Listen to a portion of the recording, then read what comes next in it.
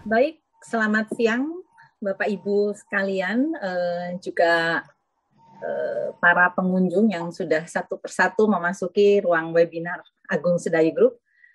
Mungkin waktunya tidak terlalu panjang, hanya 1 jam. Kita langsung mulai saja sambil menunggu teman-teman yang lain yang bergabung.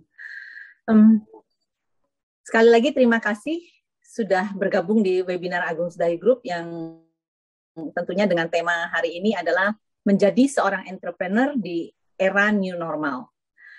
Jadi sejak memasuki era milenial hingga sekarang banyak sekali bermunculan para entrepreneur muda. Nah, hal ini tentunya menjadi satu tren baru di mana para pengusaha muda mulai berani berinvestasi dan berinovasi serta juga berani menjadi seorang entrepreneur. Industri franchise ataupun kemitraan di Indonesia juga dalam 2 dekade ini didominasi oleh business opportunity yang kebanyakan dirintis oleh anak-anak muda dengan produk dan konsep bisnis yang unik dan kekinian. Nah, tentunya pengusaha-pengusaha muda di Indonesia ini sangat mampu menjadi penopang perekonomian dan menjadikan Indonesia memiliki bargaining power di mata dunia. Bisnis yang dikembangkan oleh para pengusaha muda ini juga beragam jenisnya, mulai dari bisnis properti, kemudian kuliner, kemudian juga sampai membangun startup digital. Melihat kesuksesan para pemuda ini, tentunya ini dapat menjadi sebuah inspirasi. Jadi tidak hanya bagi hendak yang membuka usaha, tapi juga untuk para job seeker yang sedang mencari kerja saat ini. Nah, pada era new normal ini banyak sekali pelaku usaha yang terpaksa menutup usahanya sementara ataupun ya gulung tikar. Namun baru-baru ini kembali muncul entrepreneur muda yang berani membuka usaha di era new normal dengan konsep baru dan sistem yang mengikuti kebiasaan masyarakat di era ini. Ini satu terobosan inovasi yang tentunya luar biasa ya. Nah, sebelum kita melangkah lebih jauh, perkenankan saya memperkenalkan diri. Saya Evelina Setiawan, Corporate Marketing dan Promosi Director Agung Sedayu Group, yang pada hari ini akan bertindak selaku host dari acara webinar ini. Dan di sini juga telah hadir 2 orang perwakilan dari Agung Sedayu Group, yaitu Bapak Ipeng Wijoyo. Beliau adalah COO Hotel Divisi 2 Agung Sedayu Group. Selamat siang Pak Ipeng. Selamat siang Bu Evelina. Salam kenal. Terima kasih Pak. Salam sehat. Kemudian juga yang satu lagi yang tidak asing lagi adalah Ibu Sawitri Setiawan. Beliau adalah COO Malls Commercial and Retail Divisi 2 Agung Sedayu Group. Selamat siang Bu Sawitri. Siang Bu Evelina. Terima kasih Bu udah meluangkan waktu di tengah kesibukan Ibu untuk bergabung di acara ini. Ibu. Nah, kemudian ini tamu penting yang hadir juga hari ini di tengah kesibukan beliau, yang tadi kita sudah singgung, entrepreneur muda, yaitu Bapak Heru Kartowisastro. Beliau adalah co-owner dari Losida, yaitu F&B company yang merupakan induk dari banyak sekali brand, yaitu Taco Lokal, Pizza Dealer, Slits, Cosmic Talk, dan Elsit. Mungkin nanti Bapak bisa jelaskan ya, ada usaha-usaha yang tidak kami sebutkan tadi. Selamat siang Pak Heru, selamat datang. Selamat siang Bu Evelina, terima kasih ya dikasih kesempatan untuk berbicara nih mewakili Losida. Terima kasih Pak atas waktunya ya. Saya yakin Bapak luar biasa sibuk, tapi hari ini bisa meluangkan waktu untuk teman-teman. Di sini banyak pemuda-pemuda yang tentunya akan terinspirasi nih nanti mendengar cerita Bapak. Semoga bermanfaat Bu. Amin. Jadi kita lanjutkan ya. Mungkin saya akan bertanya ke Pak Ipeng. Mungkin boleh dijelaskan secara singkat Pak Ipeng. Apa sih yang dimaksud dengan entrepreneur atau yang terkait dengan tema hari ini? Mungkin ada beberapa dari peserta di sini yang masih perlu memahami apa makna ataupun arti dari sebutan entrepreneur tadi. Silakan Pak. Baik Bu Evelina. Pengertian entrepreneur adalah seseorang yang mempunyai dan membawa sumber daya berupa tenaga kerja, material, serta aset yang lainnya pada suatu kombinasi yang mampu melakukan suatu perubahan atau menambahkan nilai yang lebih besar daripada nilai yang sebelumnya, yang kita sering dengar dengan kata-kata value added proposition. Kurang lebih seperti itu Bu Evelina. Menarik ya. Jadi sekarang saya mau tanya Bu Sawitri nih. Dari penjelasan Pak Ipeng tadi, bagaimana lingkup kerja seorang entrepreneur? Mungkin Bu Sawitri bisa menjelaskan?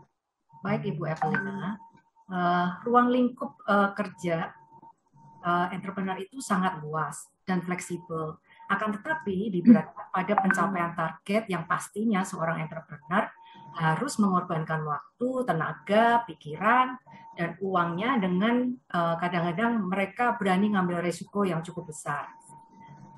Kalau secara administratif, seorang entrepreneur berbeda-beda lingkup kerjanya, tergantung kelas usahanya juga. Yang pasti sama adalah kita sama-sama mengelola jalannya usaha yang kita rintis.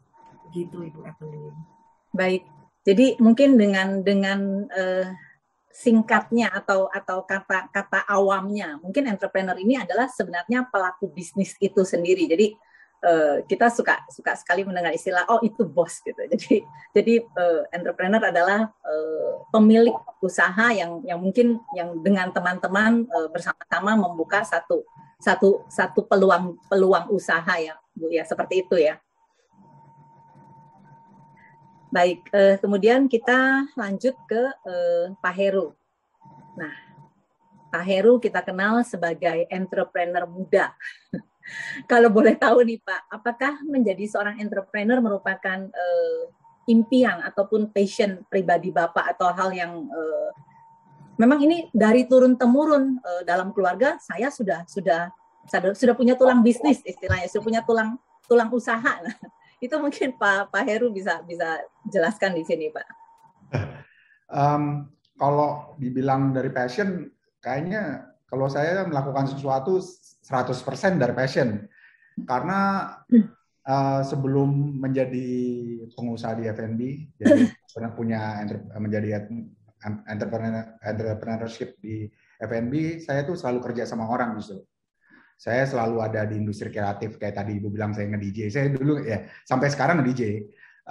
Terus dulu pernah ada di industri broadcast. Terus selalu bergerak di bidang kreatif. Terus akhirnya kebetulan diajak oleh sahabat dan adik saya untuk buka warung kecil-kecilan. Sebenarnya Tako Lokal itu awalnya di Panglima Polim. Jadi dirintis dari kecil-kecilan dengan modal sangat kecil. Terus ternyata berhasil dan long story short, kita udah 8 tahun akhirnya sekarang. Tahun ke-9 akhirnya. Tahun ke-9. Tapi artinya buat saya semangat entrepreneurship adalah merintis dari bawah. Dari tidak dengan modal besar ya, justru dengan kreativitas dan passion gitu. Kebetulan emang kita punya visi dan misi yang sama, artinya pengen punya usaha yang semangatnya lokal. Artinya kita semua nih orang Indonesia gitu ya, tapi produknya produk internasional. Semangatnya lokal tuh dari awal bisa dibilang kita beli bahan bakunya pun dari pasar tradisional gitu loh. Biarpun produknya adalah taco. Taco kan dari Meksiko. Tapi kan selama ini selalu kalau yang produk luar itu dibawa oleh franchise dari luar. Kita justru memulai produk internasional yang bisa dibawa internasional, hopefully one day, tapi dengan semangat lokal gitu loh. Jadinya tidak seperti yang selama ini terjadi. Kalau selama ini kan selalu franchise dari luar dibawa. Kalau kita justru kebalikannya, tapi tetap bisa dibawa kualitasnya sama dengan produk yang dibawa dari luar, sejajar artinya gitu. Kalau menjawab pertanyaan turun-temurun, saya sebenarnya nggak dilahirkan dari keluarga pengusaha ya. Maksudnya saya tidak pernah dididik untuk berbisnis dari muda karena saya lahir dari keluarga dokter. Ibu bapak saya dokter. Cuman ya gitu selalu didukung untuk melakukan apa aja yang kita suka sih. Yang saya ingat sih selalu kalau melakukan usaha tuh harus jujur, amanah, dan itu yang kita pegang terus selama ini sih. Jadi apapun itu saya selalu didukung sih sama orang tua sampai sekarang. Saya dulunya juga udah punya usaha macam-macam ya. Gagal udah pasti ada, cuman kebetulan nggak gampang nyerah aja kita nih Losida. Jalan terus, makanya pandemik juga jalan terus. Ya. Jadi memang ya ini yang menarik yang menurut saya ini menarik buat saya juga, buat teman-teman yang hadir di sini. Usaha yang Pak Heru kembangkan ini benar-benar dimulai dari nol ya Pak ya. Kemudian dirintis yang bukan juga warisan dari turun-temurun itu, dan jatuh bangun sudah dilalui juga. Itu yang mungkin akan menjadi menarik buat kita. One day kita mau buka usaha, atau kita sekarang sudah buka usaha, kita sudah menjadi entrepreneur saat ini. Nah itu bagaimana sikap kita? Jadi bagaimana kita bersabar, kita juga punya semangat untuk merintis. Nah ini menarik banget Pak. Bakal panjang diskusi kita hari ini. Nah ini ada juga pertanyaan nih Pak. Tadi Bapak sampaikan, Bapak turunan keluarga dari orang tua dari dokter gitu. Nah, kemudian sampai Bapak memutuskan membuka usaha yang tako juga orang taunya luar negeri. Tapi Bapak memasukkan unsur-unsur lokal. Nah, kalau saya boleh tahu, apa alasannya Bapak memutuskan menjadi seorang entrepreneur? Bukannya daftar kerja di Agung Sedayu gitu. Jadi mungkin bisa disampaikan Pak, kenapa memilih bidang tersebut? Karena saya dulu selalu kerja sama orang, terus akhirnya kan belajar ya, selalu saya di company pasti belajar, lihat bos yang baik, lihat bos yang buruk, kita ambil pelajaran dari situ. Tapi selalu pengen menjadi gimana ya, semua orang kan mau, everybody wants to be their own man. Kalau saya pengen menjadi manusia yang tidak tergantung sama orang lain gitu loh. Bukannya artinya jadi bos, bukan. Tapi spiritnya itu. Terus emang kebetulan ya punya sahabat dan adik yang punya passion yang sama, punya visi yang sama. Mereka waktu itu malah idenya datang dari mereka. Saya malah diajak sebenarnya. Makanya saya mewakili nih kalau ngomong, bisa dibilang. Kenapa tako? Kenapa specialty? Karena saya percaya konsep itu harus fokus. Kalau misalnya restoran serba ada, mau semuanya malah nggak fokus. Ya kan, Kara? Contohnya kalau di luar misalnya KFC kan ayam goreng, Taco Bell taco aja gitu, bukannya jualan ada steaknya gitu. Dan dari situ akhirnya malah konsepnya lebih mateng, artinya bisa lebih fokus untuk bisa efisiensi. Artinya kalau lebih detail lagi, artinya bahan bakunya misalnya KFC ya ayam utamanya, kayak kita taco pasti bahan baku utamanya ya tortilla yang bisa dipakai di burrito dan taco kalau udah makin kenal produk kita. Jadi ya itu, saya tuh emang, kita spiritnya adalah ngelawan status quo ya. Makanya selama ini kan selalu kalau fast food itu selalu dari luar. Kalau yang lokal jadinya kayak ngerasa nggak pede untuk bisa bersaing. Kalau saya justru pengen ngelawan ya itu, nggak harus dengan korporasi, tapi dengan kreativitas dan semangat independensi ya, artinya ya bisa lah gitu kalau kualitasnya bagus. Karena buat saya produk itu paling utama, harus bisa diterima sama lidah banyak orang ya, bukan cuma bilang enak dari kita sendiri, artinya lidah banyak orang itu bisa menerima produk kita. Dan itu yang mungkin itu kenapa kita juga bilang lokal, karena emang kita nggak proklaim untuk kita taco dari Meksiko, enggak gitu, tapi bisa mungkin taco dari Indonesia. Iya, boleh. Makanya orang bilang, ini taco lokal ya, emang taco lokal. Kenapa emang salahnya? Bangga dong harusnya. Anak-anak lokal nih bikin produk internasional, kan kita harus bikin produk lokal ayam goreng terus atau pecel lele gitu misalnya, atau kan nggak harus gitu. Jadi ya emang itu, jadi emang pengennya sih ngedobrak aja sih, ini di luar profit ya, semua orang pasti profit maunya. Tapi luar profit adalah kita maunya sih ngelawan status quo, ngelawan kebiasaan yang selama ini ada gitu loh. Maksudnya dengan kreativitas dan inovasi segala sesuatu itu mungkin gitu. Luar biasa. Jadi tadi saya bisa simpulkan bahwa Pak Heru itu identik memulai usahanya dengan konsep, kemudian juga ada support, kemudian juga dengan adanya semangat dan percaya diri. Begitu ya Pak ya? Itu ya baru yang membuat Bapak bisa sampai saat ini, dan baru saja menyelenggarakan anniversary taco lokalnya yang ke-7 ya Pak Heru ya. Nah, mungkin kita bisa bersama-sama menyaksikan cuplikan cuplikan video dari Tako Lokal.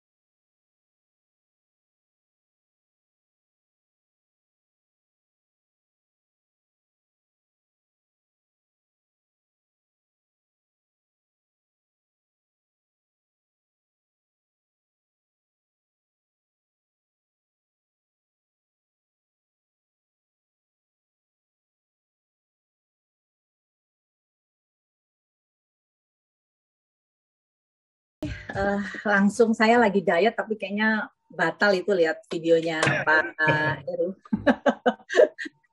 Luar biasa ya Pak ya. Baik, nah kemudian kita ada pertanyaan berikutnya yang hendak kami tanyakan lagi nih ke Bapak. Hal apa yang menjadi unggulan di usaha Pak Heru sekarang, baik itu dari menu ataupun konsep penyajian yang mungkin Bapak bisa jelaskan di acara ini? Unggulannya adalah pasti produknya ya. Produk, tapi kan di balik produk itu kenapa bisa produknya bisa enak dan terima banyak orang ya. Saya sih grateful punya partner di Tako Lokal yang semua punya perannya masing-masing, ya kan.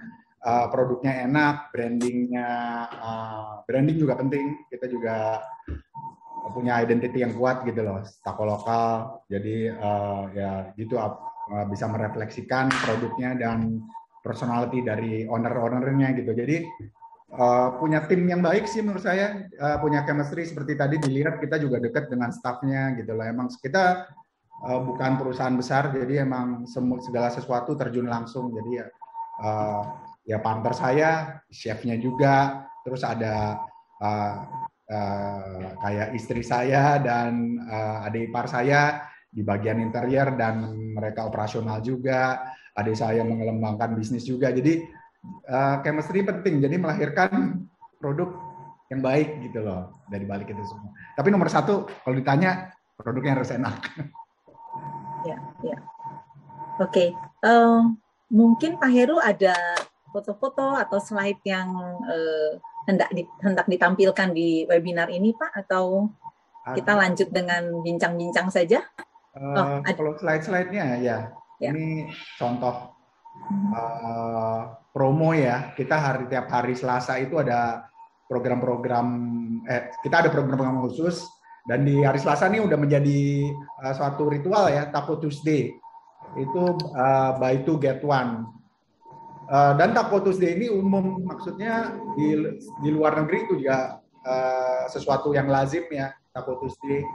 Dan taco itu emang di luar negeri itu secara internasional sudah diterima sebagai makanan yang easy grab ya, maksudnya kayak seperti hamburger juga gitu loh, seperti fast food yang lain. Dan kita yang mungkin pertama kali ngenalin untuk menjadi produk yang demikian gitu. Mungkin yang selama ini ada di restoran, taco bagian dari menu, kalau kita ini jadi mainnya gitu.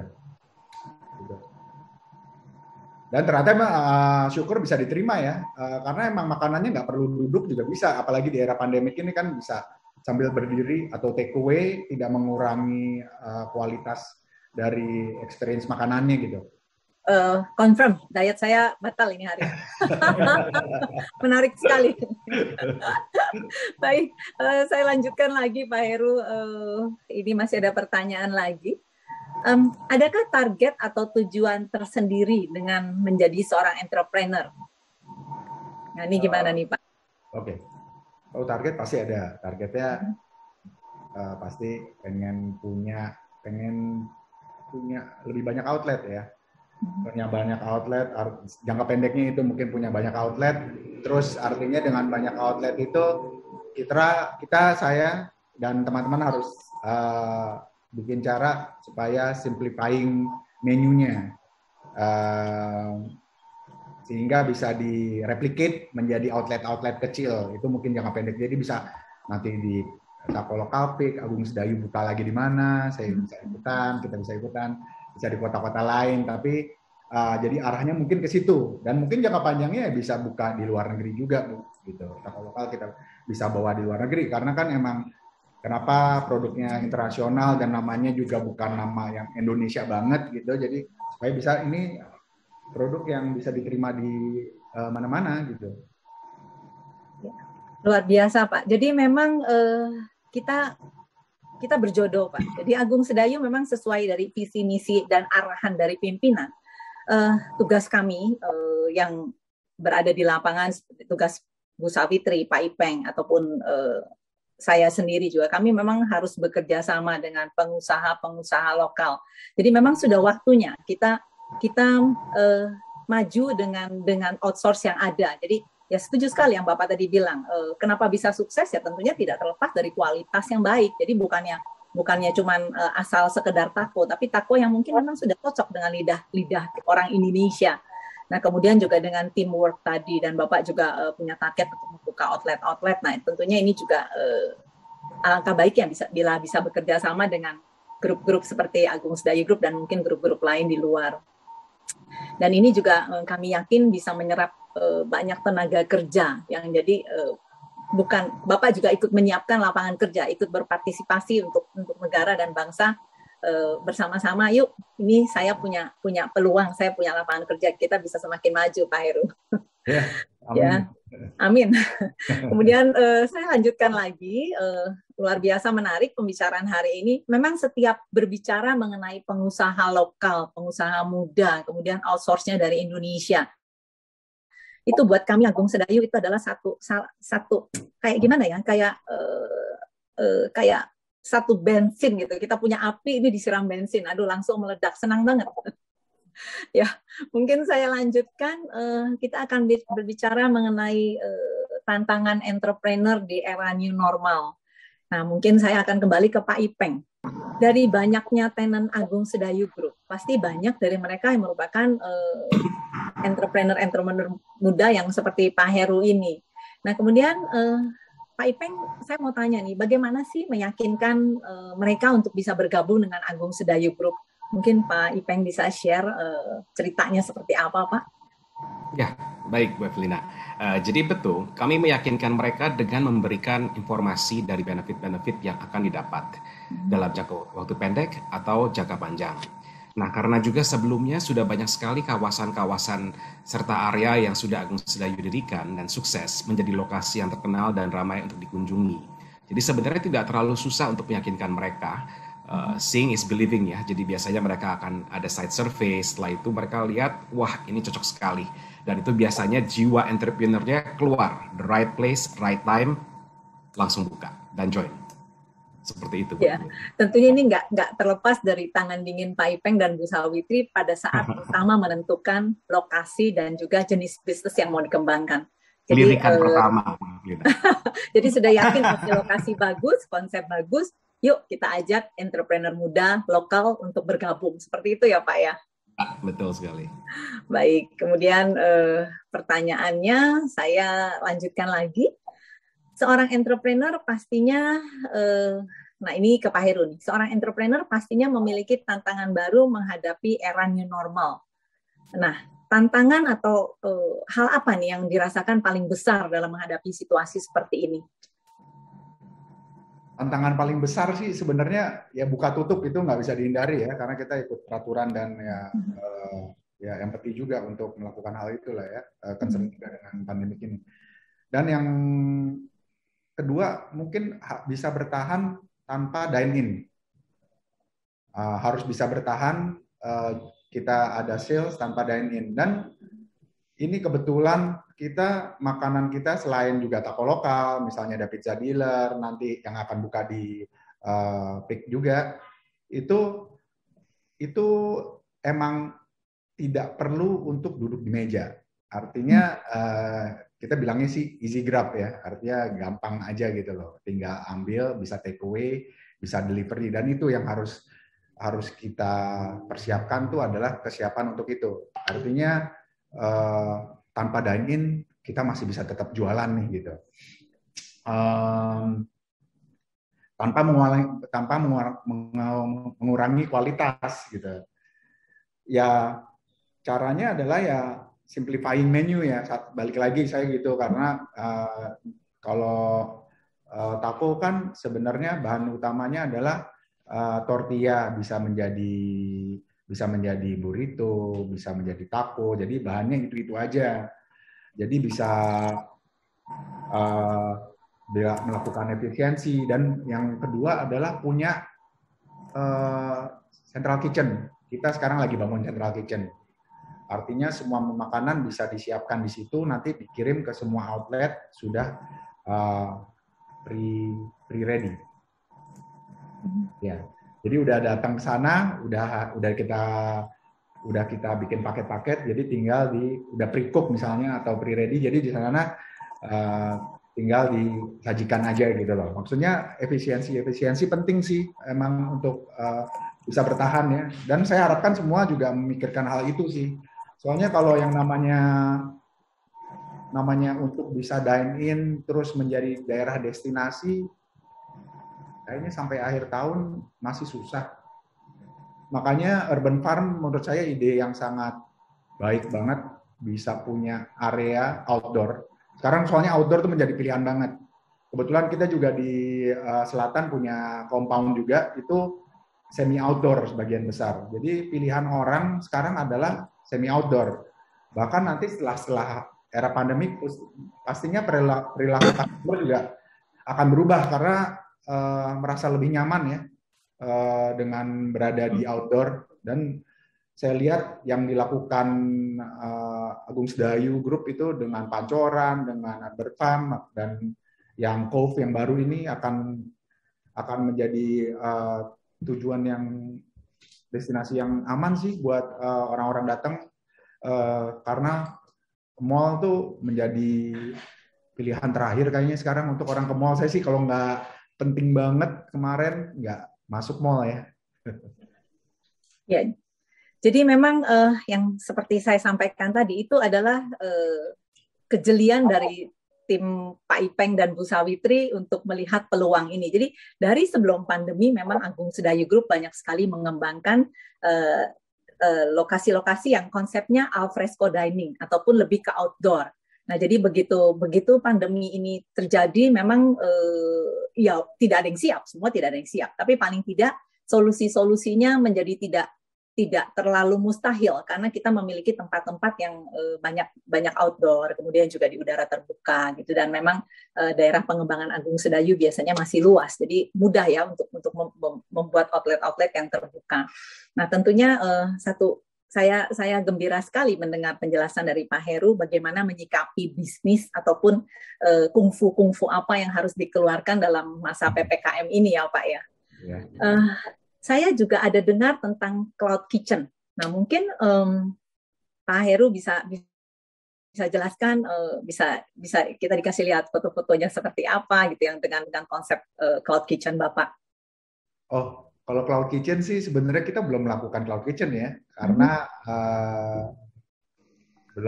belum ada aja kayak yang kita menemukan yang ideal. Cuman menurut saya dengan pola delivery dan takeaway, cloud kitchen tuh akan menjadi satu pilihan yang banyak diminati ya.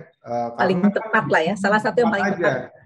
Karena kalau kita sebagai industri F&B yang menengah gitu, problem yang sering paling utama adalah sewa lokasi. Kita pernah buka di Bali, terus akhirnya bermasalah dengan lokasi yang tidak bisa diperpanjang, atau adalah kejadian mungkin diambil sama orang yang berani bayar lebih mahal, sementara kita kan punya keterbatasan gitu loh sebagai usaha kelas menengah gitu. Jadi cloud kitchen dan kalau saya boleh bilang kayak revenue sharing itu lumayan membantu, soalnya emang paling berat kalau di Jakarta apalagi ya, properti itu mahal, beli mahal udah pasti nggak bisa. Sewa pun bayar di depan, Bu. Padahal bisnisnya belum jalan. Jadi saya harus masukin itu di dalam capex. Belum apa-apa udah keluar duit ratusan juta untuk sewa. Jadi itu emang makanya saya bilang cloud kitchen atau ya tempat-tempat yang bisa revenue sharing. Menurut saya itu lebih kayak win-win ya, sama-sama menang dan bisa lihat progresnya per bulan gimana, terus kita bisa revisi terus evaluasi untuk bagaimana apa yang kita harus lakukan. Kayak selama ini dengan Urban Farm, ya saya rasa itu solusi yang cukup win-win lah, Bu. Ya, mutual benefit. Ya, mutual benefit, Bu. Ya, jadi memang dalam melakukan segala tindak usaha ya nggak bisa mau menang sendiri sih. Memang, dan itu juga yang sesuai dengan visi misi kami dari Agung Sedayu Group ya, persis yang Pak Heru katakan, win-win. Jadi tenannya win, kitanya juga win. Itu yang paling terbaik sih yang kita jalani sampai saat ini. Baik, kita lanjutkan lagi ke pertanyaan berikut. Nah, kali ini ke Bu Sawitri.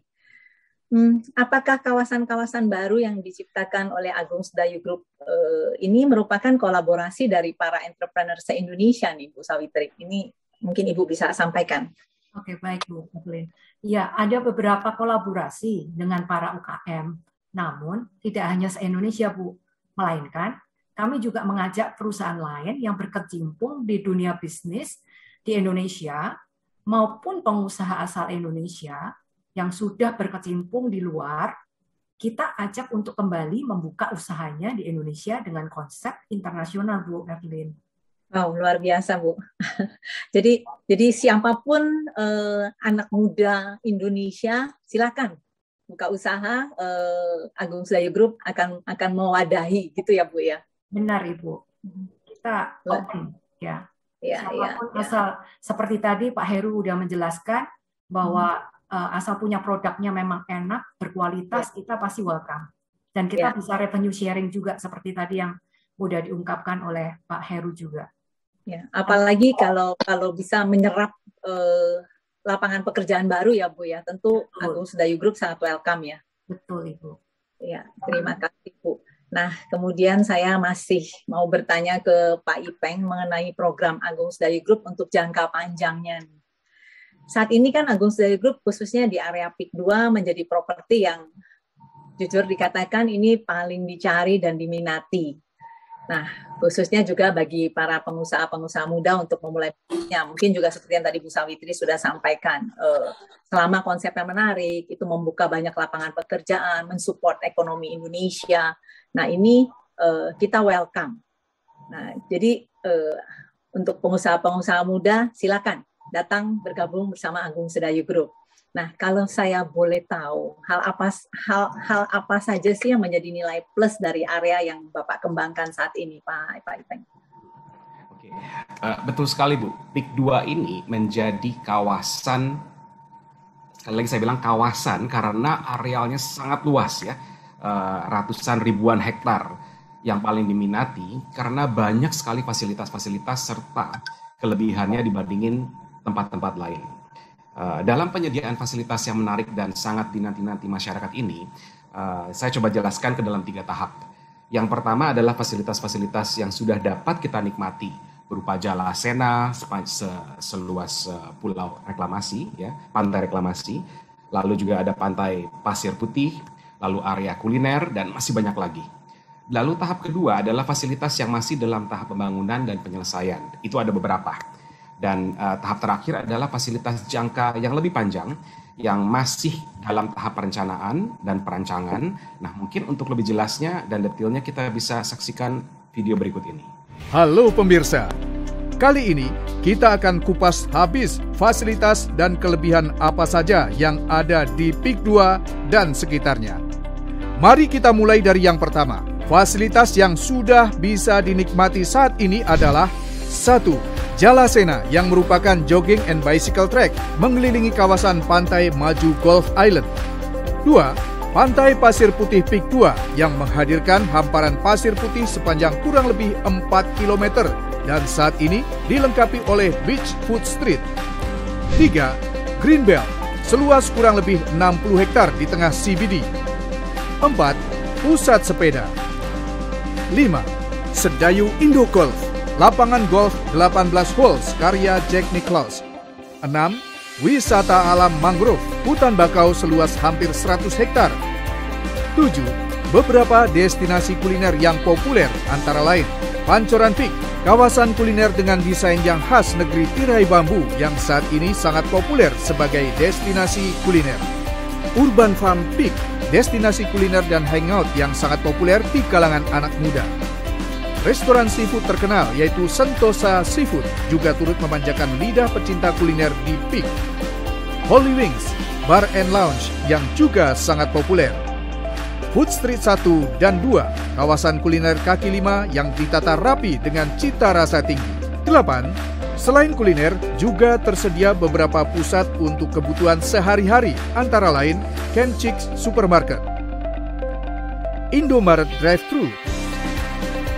Selain itu, ada pula fasilitas yang sekarang sudah dalam progres pembangunan di kawasan PIK, yang mana kita masukkan dalam kategori tahap 2. Apa sajakah itu?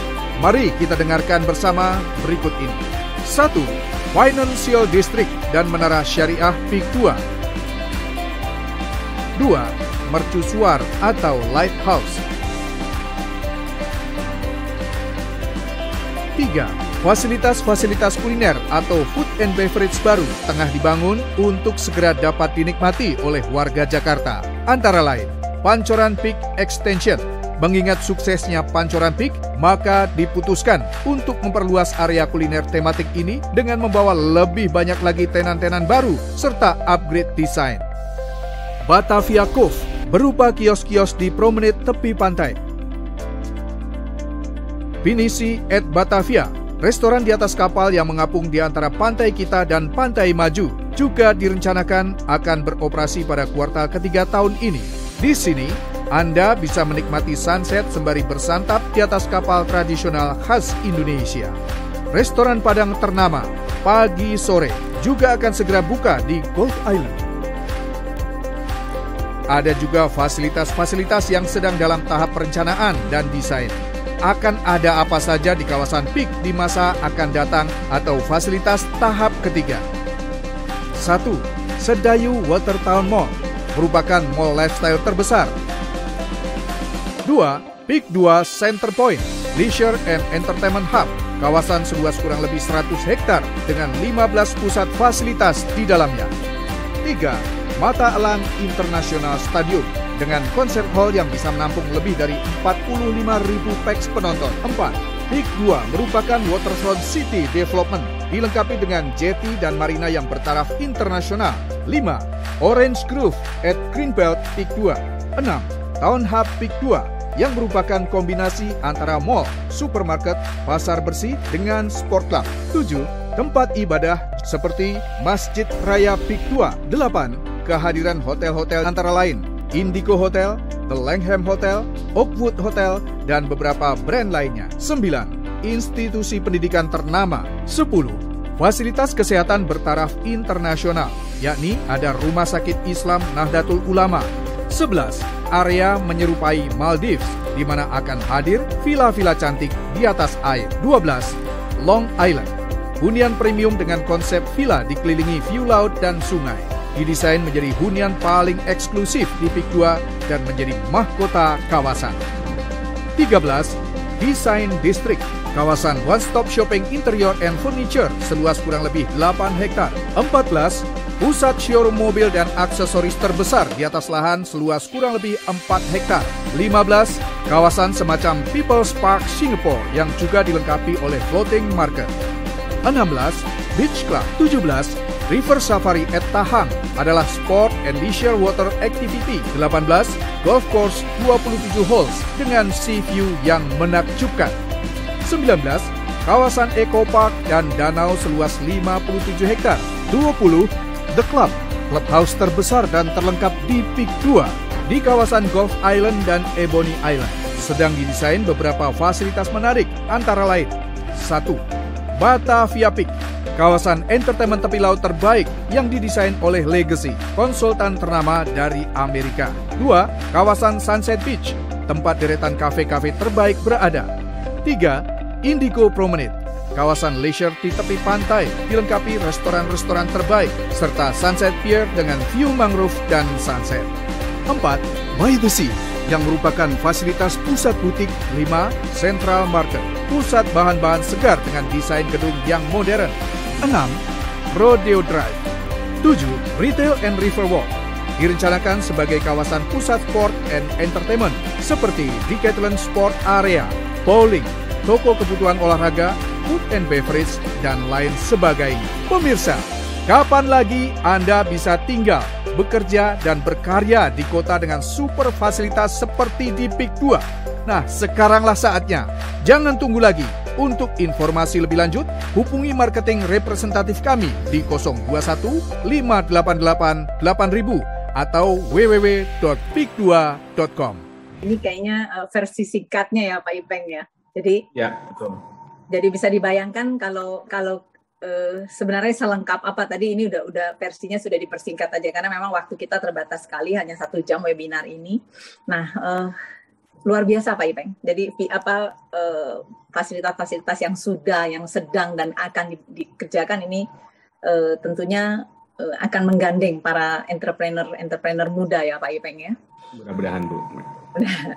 Ya. Baik, kemudian kita sadari sekarang ini banyak sekali ya para pengusaha muda berkolaborasi membuat suatu wadah atau area kuliner ataupun area fashion lokal, di mana di dalamnya terdapat beberapa stand seperti yang kita lihat mungkin yang ada di Bandung ataupun ya di Jakarta juga di beberapa tempat. Nah, yaitu yang tadi sudah kita bincang-bincang dengan Kak Heru.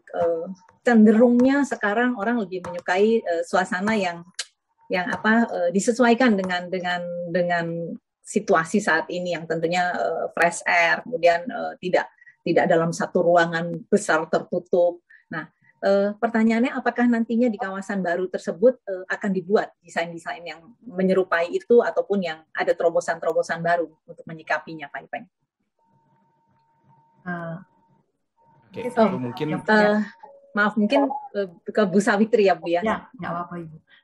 Ya Bu, betul sekali Bu. Kita akan ada kawasan baru ya ke depan ini. Kawasan baru tersebut tuh juga akan ada dibuat menjadi area, tidak hanya area kuliner, tapi juga area fashion lokal yang bergaya internasional seperti Catu Cakri Bu. Itu nanti kita ada tadi ya, ada di video juga udah sedikit yang sekilas disebutkan itu kita nanti namanya Paint the Sea.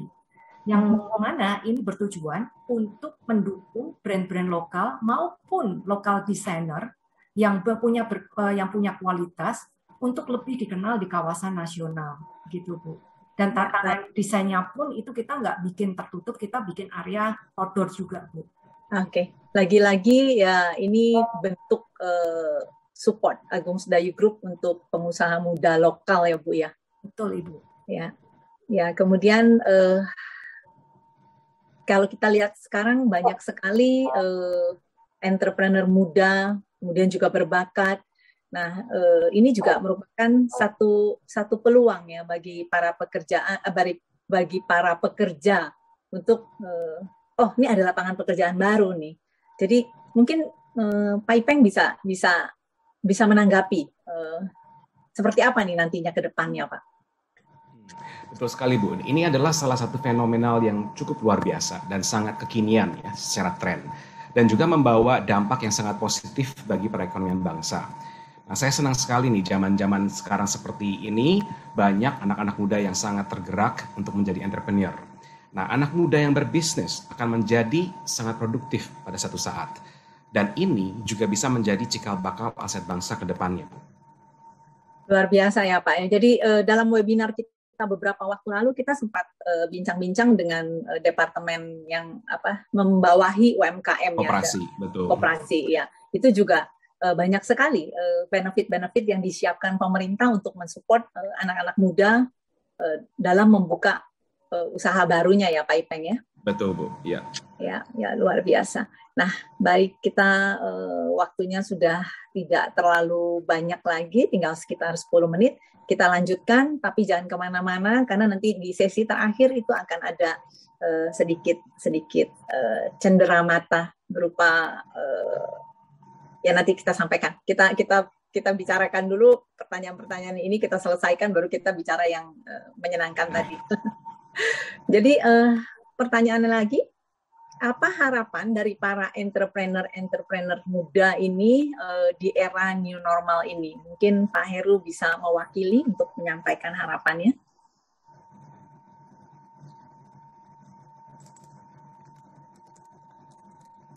Saya tadi di-mute soalnya. Perlu diulang pertanyaannya Pak? Udah. Boleh Bu. Iya.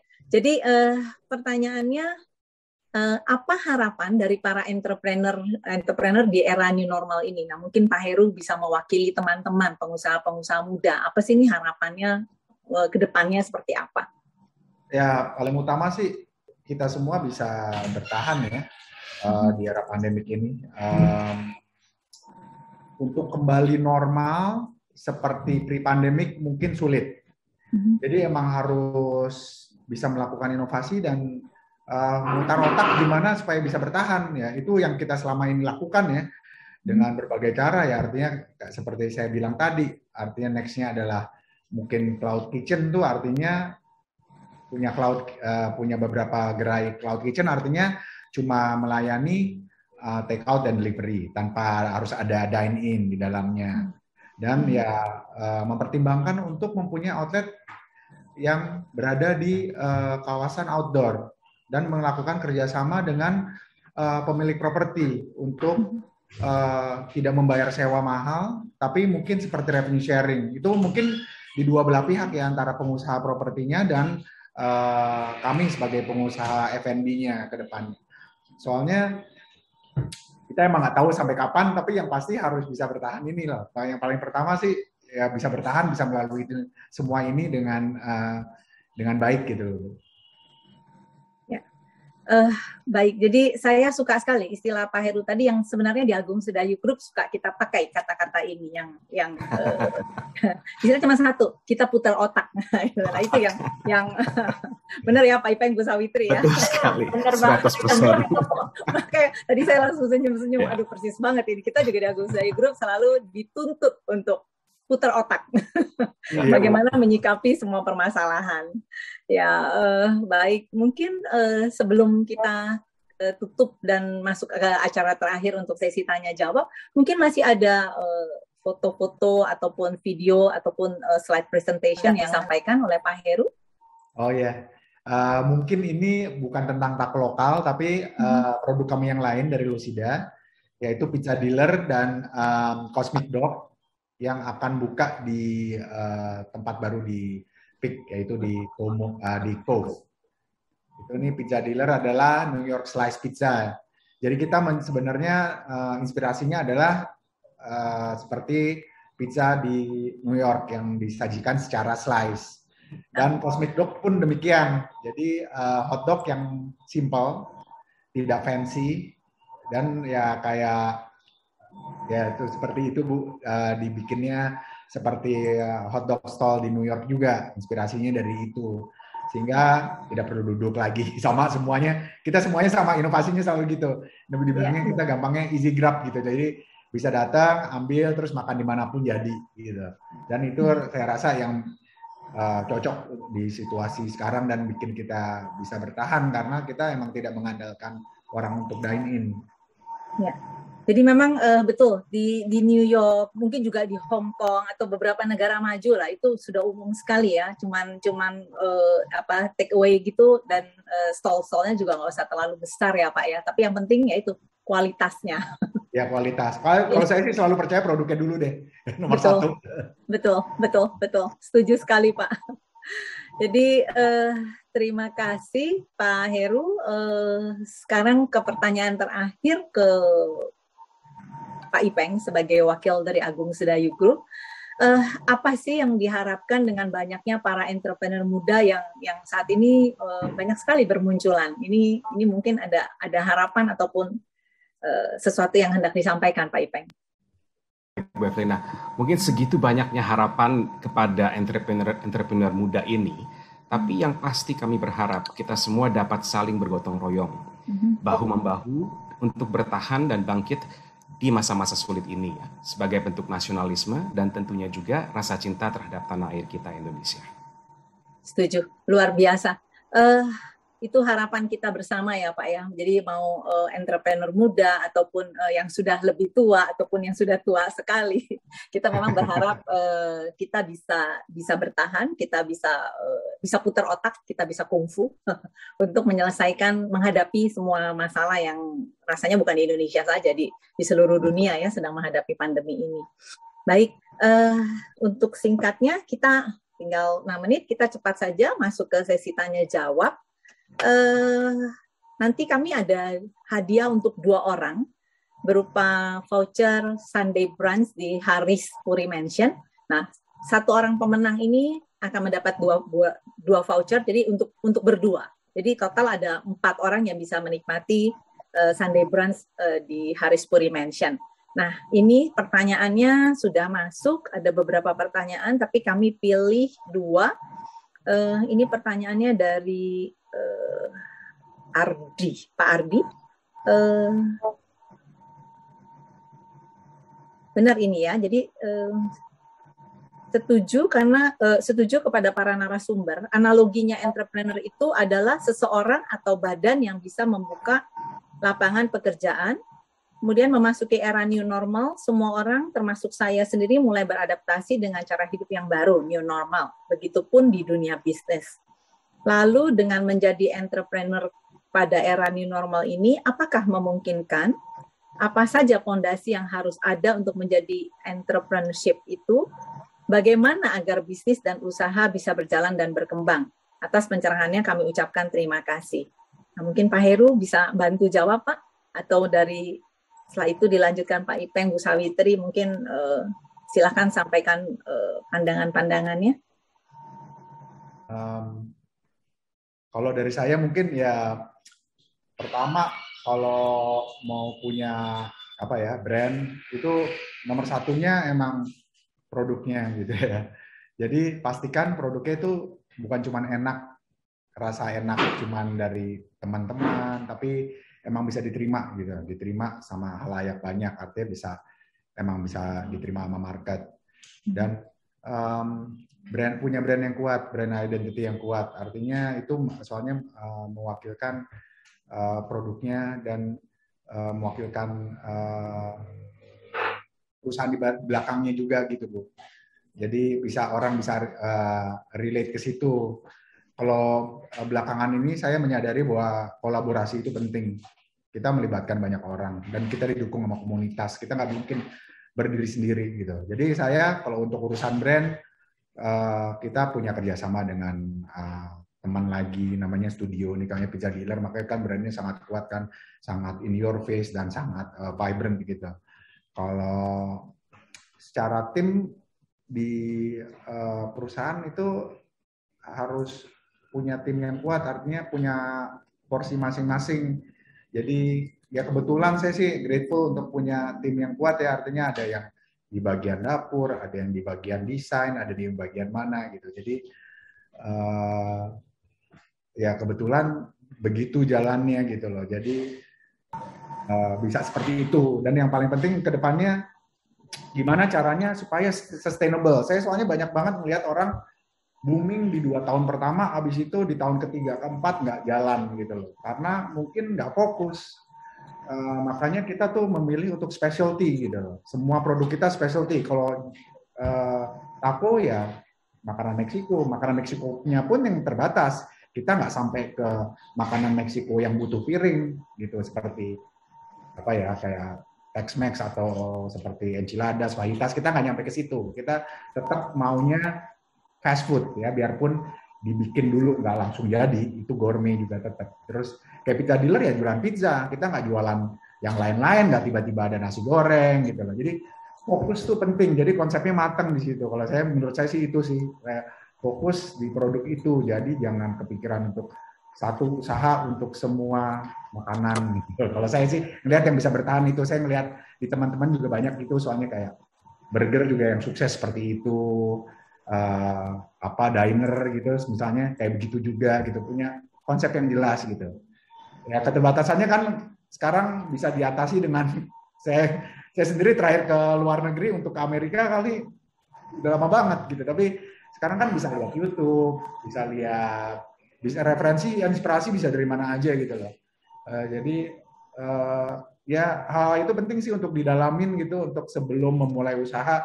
Jadi bukan cuma musiman 1 tahun 2 tahun habis itu nggak tahu ngapain atau nggak bubar, tapi bisa sustain gitu. Kita pengennya punya produk seperti itu yang sustain dan bisa berkembang dan bisa scalable, artinya bisa direplicate kemana-mana sehingga bisa punya outlet yang lain. Dari saya sih itu. Terima kasih. Mungkin dari Pak Ipeng dan Bu Sawitri ada yang mau ditambahkan atau sudah cukup?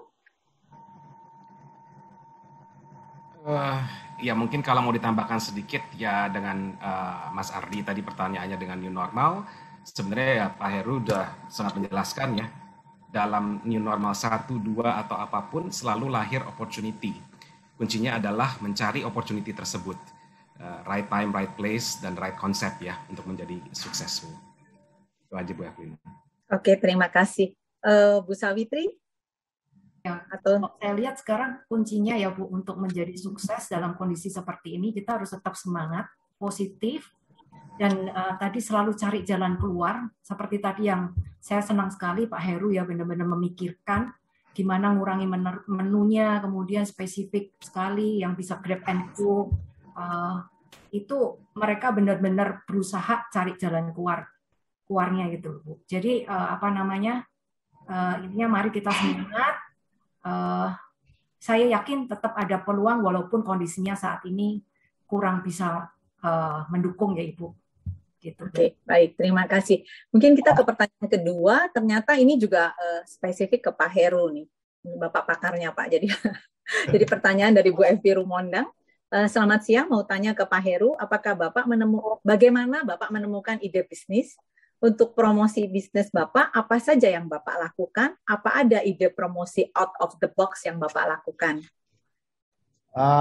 Kalau ide promosi sih kebetulan kita belum melakukannya secara kalau dibilang formal gitu sih belum. Baru mau nih. Tapi kita sangat beruntung punya customer apa ya, setia yang jadi melakukan marketingnya dengan posting dan sharing produk kita di sosial media gitu loh. Secara apa ya dibilangnya, kalau kayak gitu kan secara natural, secara organik bilangnya. Ya emang kita pengennya emang produk kita tuh lebih approachable dan less commercial, jadi nggak perlu untuk kayak bikin sponsored ads atau produk promo secara khusus. Sejauh ini yang kita lakukan itu. Nanti mungkin kalau kita makin banyak, lebih besar, pasti kita atur strategi yang berubah. Karena emang di era ini emang harus bisa adaptasi ya. Itu yang paling utama sih. Jangan menjadi kaku gitu loh. Dengan perubahan harus bisa adapt dengan situasi apapun, dan ya itu sama kayak Gus Dayu bilang, ya harus selalu putar otak lah itu gimana caranya bisa bertahan gitu loh. Baik, terima kasih. Nanti untuk dua penanya tadi, Pak Andri dan Bu Evi, nanti admin panitia akan menghubungi untuk pemberian voucher di Sunday Brunch di Haris Puri Mansion. Baik, mungkin waktunya sudah lewat. Ini memang pembicaraan hari ini luar biasa menarik, tapi mungkin bisa kita simpulkan dari pencerahan-pencerahan yang banyak sekali diberikan oleh Pak Heru, kemudian Pak Ipeng dan Bu Sawitri. Yang terpenting, apapun produknya harus sesuai dengan selera market, ya Pak ya. Kemudian juga fokus. Jadi teamwork atau networking ini juga sangat berperan di sini. Malah promosi yang besar-besaran seperti apa tidak perlu terlalu dilakukan saat ini, asalkan networkingnya sudah kuat. Kemudian juga selalu update. Ya tadi Pak Heru juga sudah sampaikan, sudah lama nggak jalan-jalan juga, tapi tetap berita di seluruh dunia.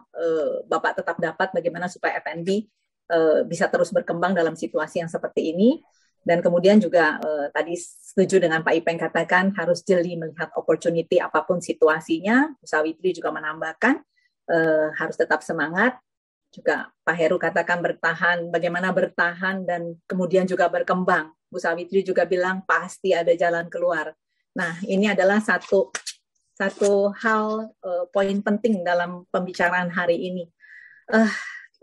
Sangat luar biasa, tentunya memberikan semangat pada kita semua untuk terus berkarya, untuk terus maju, untuk terus putar otak dalam situasi ini. Semoga bisnis Pak Heru semakin berjaya, apapun situasinya. Pak Ipeng dan Bu Sawitri terus menciptakan peluang-peluang bisnis dan tentunya menciptakan lapangan pekerjaan untuk seluruh rakyat Indonesia.